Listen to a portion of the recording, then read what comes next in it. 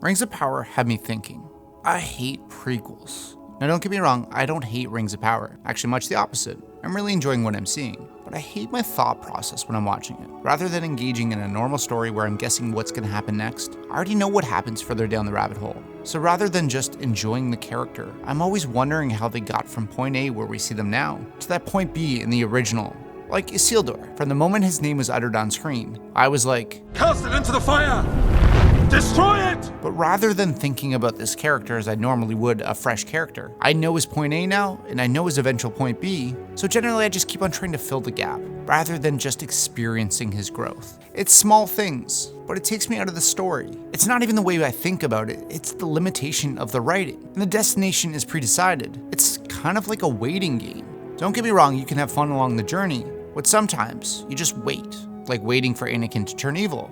Waiting for Gandalf to find Sauron, waiting for Nick Fury to lose an eye, or even waiting for Professor X to turn bald. We all know it's gonna happen, and of course, it happens in that final act. And although we've seen it before, it becomes predictable.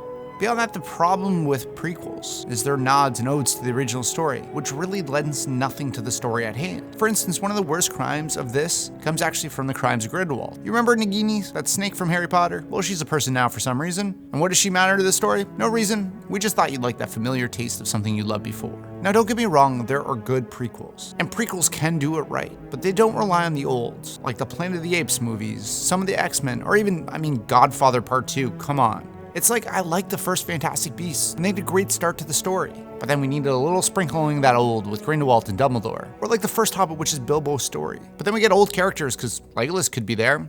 And really, we need Sauron because we need to connect that tissue. If you need to do a prequel, start fresh. Start with characters we don't know and we don't know the fate of. Don't do callbacks. Don't give us Easter eggs. The true fans will appreciate the story and appreciate it for what it is, a separate thing in the same universe. As much as I'm loving what's going on with Rings of Power, I don't need Galadriel to be that main force. To see Elrond in his younger years, I'm totally okay with these new characters because I don't know their path. The old ones almost make it less interesting for me. I get it, it's really easy to look at things that fans already love and try to adapt from there. It's much harder to start from scratch, but that's exactly what you need to do.